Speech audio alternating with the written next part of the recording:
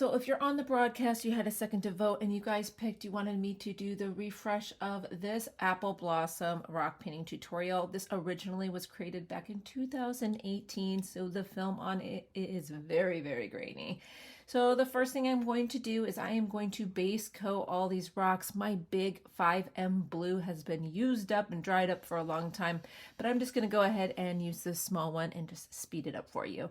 When I did these original apple blossom pens, it was perfect because I had just got the multi-pack. So I had the 5M, which are these fat paint pens, the 3Ms, which is the finer tip ones, and the 1Ms. And I kind of used all of them in that original tutorial.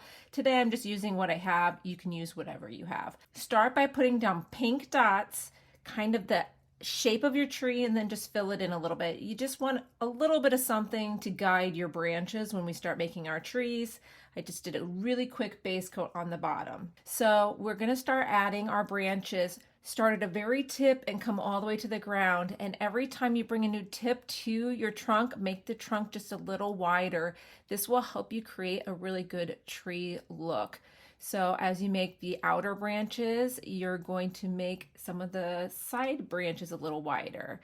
So have little twigs and things going in most of the directions. You're not going to see a whole lot of the structure of this once you get all of your flowers on there, but I still like to do this. It really helps you have guided dots at the next point of this tutorial. Here's something I want to share with you.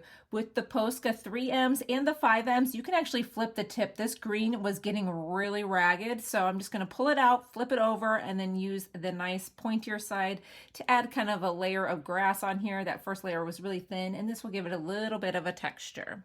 Next, we're going to start layering on our blossoms. So we're going to start with pink, and we're basically going to dab, dab, dab along all of the branches that we put on our rock. We want to work kind of quick. This is real time here. This is how fast I'm working.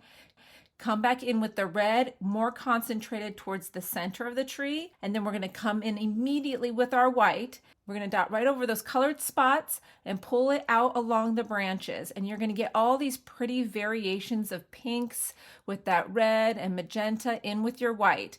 And you want to dab out towards the tips so that it kind of fades back to white as you dab away. You basically want to have the outside edges be the whitest part of your tree. So you're just going to work center out, up each and every one of your branches. And then you kind of fill in some of the center spaces as well. Just use your eye and just go with what just feels right. It will really start coming together for you. I do doodle off the tip every once in a while towards the end because I do want those bright white highlights. And I also ended up going back in after the tree had dried to add just another little layer of white highlights as well. Now I'm going to share with you this final trick, and I did this earlier in the tutorial before, and I totally forgot about it until I was looking at this tree. Like, this trunk looks so boring next to everything else being so pretty. So I'm going to go back in and dab a couple times with my black paint pen and go right back in with my brown while the black is wet, just to create kind of these shadows and streaks that gives it more of a bark look. I have to say, I love this tutorial. It's obviously timeless. It's one of the first ones I've done, and I'm so excited to share it with this whole new group of people that have been following along with the rock painting tutorials.